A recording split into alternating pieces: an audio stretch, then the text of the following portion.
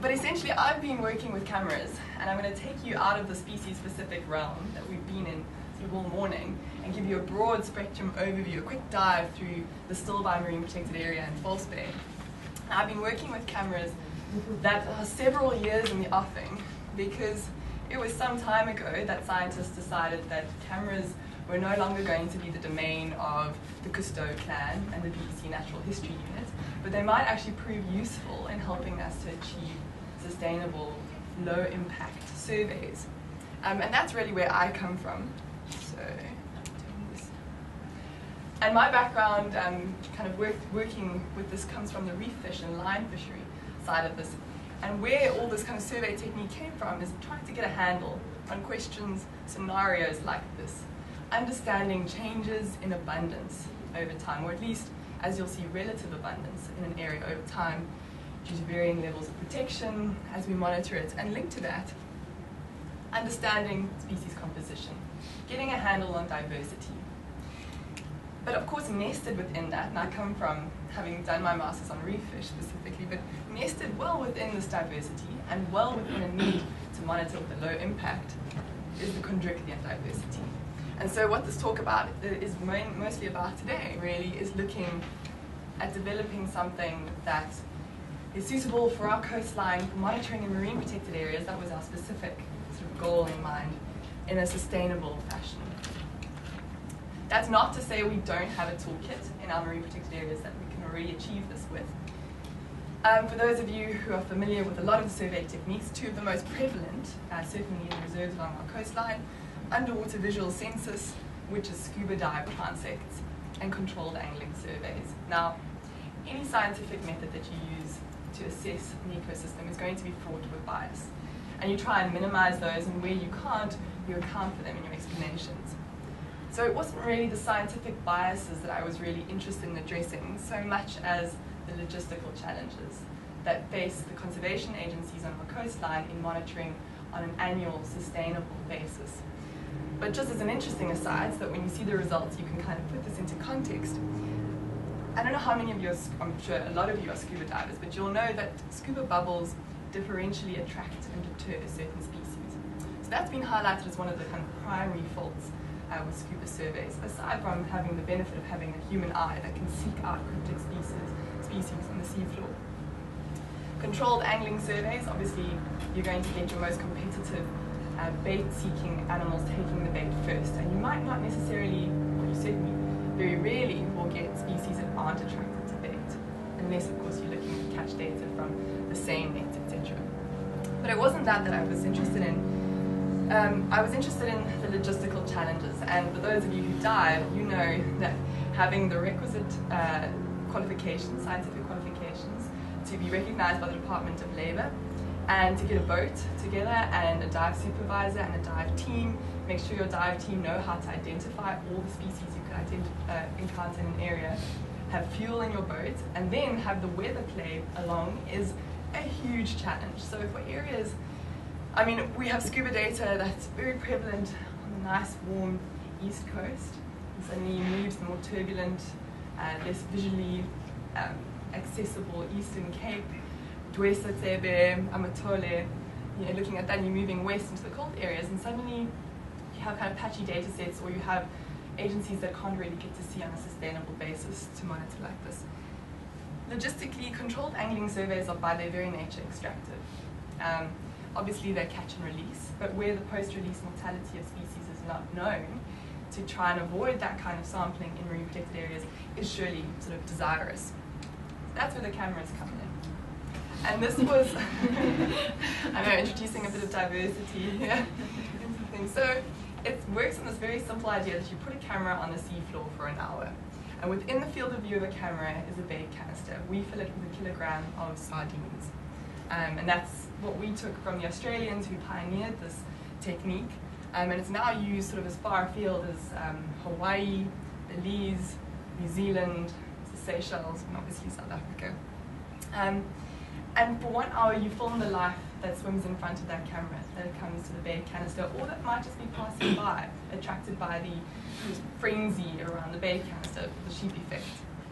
And we were excited about this because of its potential to reduce that element of having someone on the seafloor who has to identify something. And if they call it an elephant fish, you better hope there was an elephant fish, because you can't go back and check it, ever.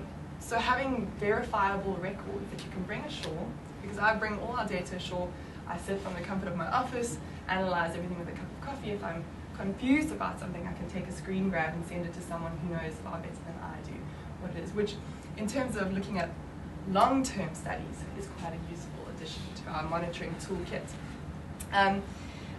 This is quite an interesting thing that we're just picking up on now. So for long-term studies, in light of protected area expansion, change in the design of our network, climate change, different focuses on what you're looking at, having a long-term archive is also quite useful. So I have about 300 hours of footage from False Bay, and I focused on some of the lionfish species, the reef fish, the chondrichthyan's. But in a year's time, someone might be interested in the west coast rock lobster populations that we get on the cameras, or something more specific in terms of behavior. And that's an accessible archive that we really like to set up and have available to use. And then lastly, standardization. So having data that, for those of us who are looking at monitoring the MPA network along the coastline, you can take Isimangaliso and make it comparable to Langebaan, and really have some sort of methodology that is utilized across a variety of depths, a variety of habitats that you can apply it to, and in a range of conditions that aren't necessarily accessible for divers. So I shuttled off to Stilbaai for my master's a year and a half ago now. I finished in February last year. And at this point, Enrico, I'm going to ask you to just minimize that and fire up the video called Baited Video. Yeah, that's the one. So I'm just going to leave this to play in the background while I chat.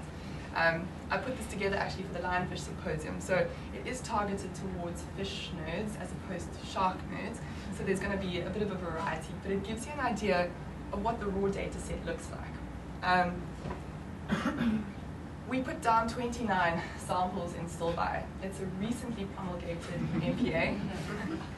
Thankfully, you'll see now, camera quality has improved significantly in the time that we've been developing this. Anyway, so we put down 29 cameras. We can only put down one camera at a time, which was the limitation that I had for my study at that time. The camera that we put on the seafloor was linked to the boat by means of an umbilical cord. And it was linked to a control box, so I could switch on once it reached the seafloor, and I had a monitor that basically showed me this. So things have got quite a lot more boring actually for me on the boat now that we no longer have that monitor. So having our own version of Nat Geo Wild on the boat is quite great. But I'd sit and watch, see that it was correctly deployed. But the limitation meant that we could only do one site at a time. So on a particularly good day, there you go, there's a bit for you. Coming up now. And that's an interesting point, because a lot of those sort of smaller juvenile sharks, the smaller ones that become quite difficult to distinguish in bad visibility, certainly if they're far away, if they don't ever approach the bait canister, I could take photographs, and instead of myself and my supervisor Colin scratching our heads, we could send it on to whoever might better be able to tell what it was.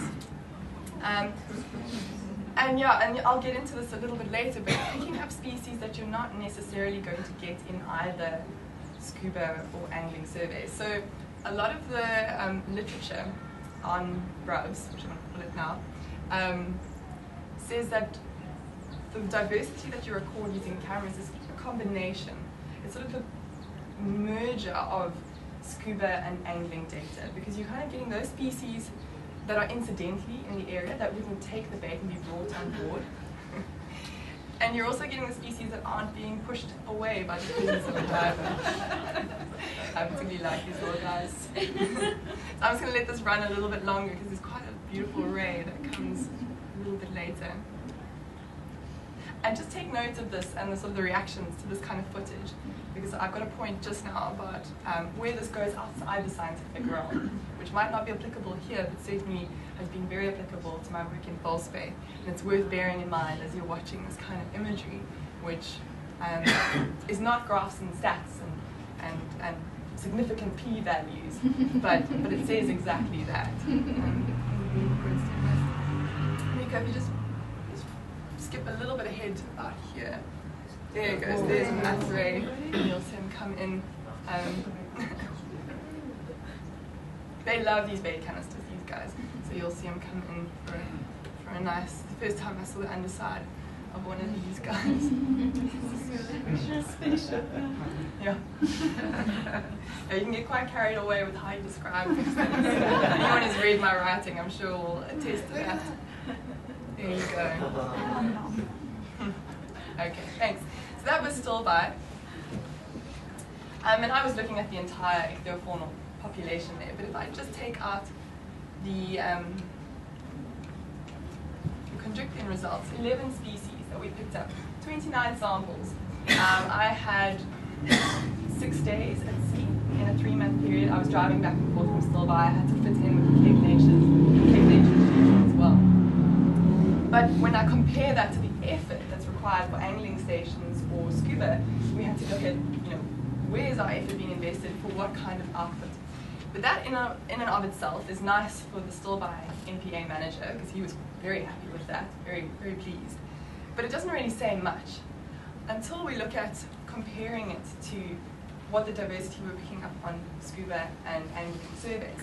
Now, Stilbaai doesn't actually have any scuba and angling data available for it, well, not in the format that we could use during my master's.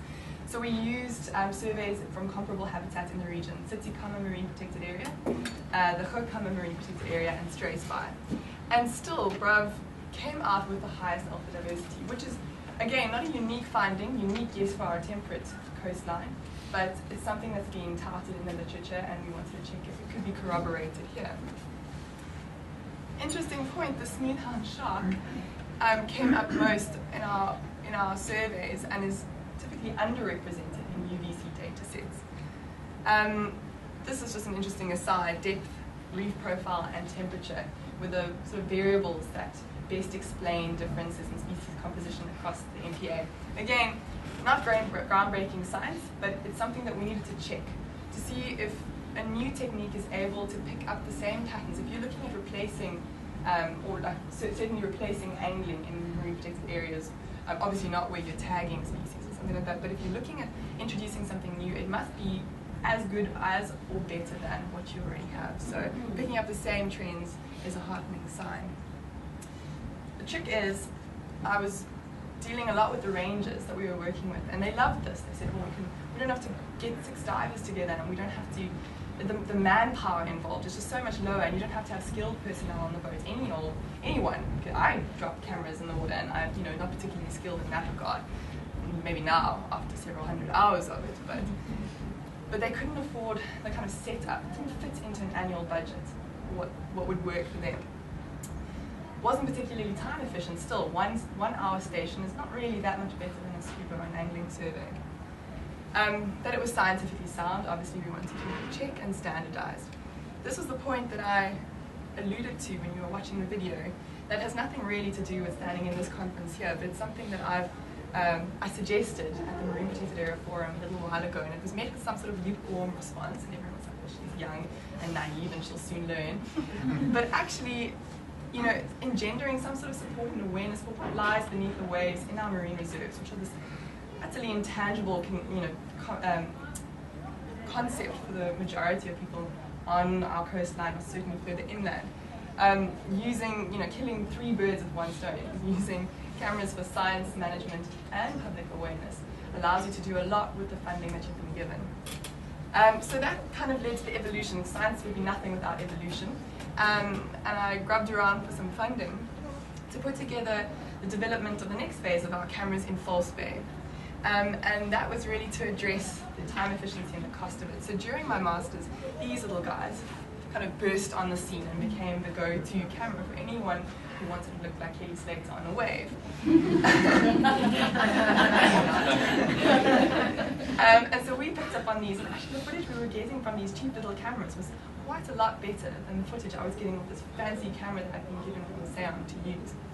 So Colin and myself came up with this little design in the backyard. That's the whole point of it. Anyone could replicate it. It's not the exclusive domain of scientists, and that was the whole point of what we were doing. And we looked to change things by maximizing data collection. So what I do is I put out 4 cameras at a time. I could put out 20, I just don't have enough funds for 20 cameras. But essentially, by buoying them off, so making them independent of the boat, changed everything. So on a good day in Stilbaai, I could get 7 hours worth of footage. On a reasonable day in False Bay, moving across much bigger areas, I get 20 hours worth of footage. So basically it works like a fish trap. I just lower the camera onto the sea floor, buoy it off, leave it independent of the boat, buzz around, make sure no one disturbs it, and come back and pick it up, move to the next area, drop, drop, drop. So it works very easily like that. That's what it looks like. So over here is the GoPro camera, there's a temperature logger over there, and there's the bait canister, the chain to just absorb some of the shock, and then a rope to the surface with the buoy so we can find it again. I actually did 200 sites across False Bay, but not every site had some chondricthyans present. So the sample size actually for chondricthyans is a bit lower than that which I have for bony fish. I started in June last year, and I had a summer and a winter survey. My summer survey obviously finishing in January of this year, working between 5 and 50 meters. And I'll give you a quick little snapshot. Unfortunately, I didn't put together anything lovely for you guys to see, but that's the one. Of what it looks like, essentially, and the kind of species that we're getting. Yeah, so that's very, very surgy conditions. We didn't have much of a choice of when we were going out because we were just trying to get the whole bay as many samples in as possible. That was an unusually beautiful day. That looks like a swimming pool. False Bay is never really like that, not often at least. And so, of course, you can see it's much lower to the ground, and that'll come up a bit later. I mean, I'm not going to go into it. There's much more interesting sightings that I love sharing with people. We've had 60 species overall in the bay, and so to go and watch the videos and actually see the cool bits that I've edited out and put online, I thought that was the hull of our boat actually. We got such a shock when you're watching things that are like the size of shy sharks, and you're so busy focusing on that, and suddenly the hull of a huge bus comes through. A bit of a shock, a bit of excitement in my life. So here you go. Again, season, depth, habitat, strong predictors of differences in species composition, which is nice that we picked it up. Nothing groundbreaking. Probably any fisherman in the bay could have told me that. But to have that seasonal difference is quite nice. 19 species. I was quite happy with this. A student at UCT did a survey of the conservation status of, actually she worked with Addison, I think, and Colin, Nikki Best. And she picked up on 38 chondricthyan species in the bay, looking at historical catch data from all the shark fisheries that have been operating in False Bay for a long, long time. So it picked up 19, and you must note that this is over like a sort of 2-week period in June, July, and another couple of weeks in November through to January. It's kind of a small data set relative to what you could get. That's not a bad result. I'm quite happy with that. This is again something that any fisherman probably could have told you, but puffadder shy sharks everywhere, which I was quite pleased about. So to get endemic sharks, sort of the ones that aren't necessarily, as we were talking about this at tea, aren't necessarily focused on in a lot of studies, but to get some of the endemic sharks that don't come up a lot is quite nice. So if you're in False Bay in winter, what can you be expecting to see? Well, obviously, Happy Eddie is everywhere. And then the other one, I mean, this was sort of an analysis that I did that looked at species that were characterizing each season, so which species contributed to those differences that we saw. Pajama, cat shark, again, one of the others, and those were the most abundant in terms of what we were sampling. If you move into summer in False Bay, your menu sort of opens up a little bit larger as to what you can access. Again, puffadder shy sharks everywhere, smoothhouse sharks, tiger cat sharks. This was, you can see it over here. I was very excited to get that. You never really see them in the data sets. What I call supin sharks, the short-tailed rays, and some of these little guys, the little rays over here, the eagle rays. Oh, sorry. I haven't really gone into depth here because I didn't have time as to why we think this is happening. I've got depth data, I've got temperature data, I've got visibility data. We can obviously put it all together and start, easing out a story. My focus for now was developing the system and how it was working. But certainly lots of scope here, and once we publish the results of this soon, we can start thinking about why these sharks are in such abundance. Smoothhouse sharks, interestingly, and the tiger cat sharks and the supins almost more than doubled their abundance in summer. maybe we had more sand sites in summer, maybe we had more, you know, it could be a variety of things, but it's interesting nonetheless. Yeah, just so that you know what you're diving on if you're on reef. And on sand, quite a difference of the species that you can find. That is obviously the dark shy shark, the pictus species over there, and biscuit skate over here. I just put this up because these are some of my favorite finds. In Nikki's thesis, a lot of the sharks showed a significantly decreasing trend. And one of these was the super fin shark that has been heavily impacted by the line fishery, which is a motorized ski boat fishery that operates a lot in False Bay.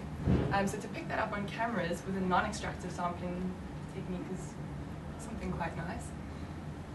Some Joseph sharks, just because I find them enchanting. But funnily enough, they have a mainly invertebrate diet, as far as I know. And so for them to be coming, that was another nice thing, that just because we have a canister of sardines doesn't mean we only get predatory species that are targeting those sardines. And I do this analysis for the bony fish that I'm looking at as well, but it's nice to see it corroborated among the sharks, rays, and skates too. This is what I call a diamond ray. I think it's also called a backwater butterfly ray or something. Before Nikki had a look at the historical catch data, if you look at any reference book, it doesn't really occur in False Bay. I've picked it up, Nikki picked it up, quite nice that you can kind of now add to a growing data set of sort of unknown species and where they're actually occurring. It's quite exploratory work.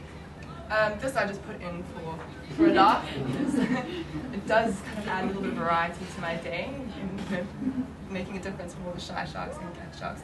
Only 3 of them, unfortunately, in False Bay so far, but nonetheless. So where is this all heading? Some of my favorite snaps. Where is this all going? Well, the next move, of course, is to be able to obtain fish size. That would be great if you don't have to land something and measure it. It is possible. Stereo BRUV technology is available. We've already, tested it in Sitikama. We just have to get the funding. SAEON now has some stereo cameras that they are now looking at rolling out, and we're going to be using them on a regular basis. So that introduces another element to what you can achieve with this. And going deeper. So I'm now working on a rig that can go down to 250 meters and add lights to it. So you can work in worse visibility, work deeper, do more of that exploratory work. I suppose though, in conclusion really, for the sharks, rays and skates of False Bay, to be in a region that has such a long history of utilization, and particularly a long history of fishing impacts on species that aren't necessarily well documented. So basic ecological data missing, where skates and rays are lumped in cat data, where we can't really distinguish which Mylobatus species we're actually speaking about, or then it's really important that we can achieve this kind of ecological information as soon as possible to inform management and conservation. And certainly for our marine protected area goals, I'm working this year on doing a series of workshops for the conservation agencies along the coastline, but introducing something that might be logistically a little bit easier and might introduce annual sampling into some of the reserves on our coastline. So that's just my team. There's quite a small node of us working with these BRUVs at the moment in South Africa, but it's growing all the time. So get it out there and questions.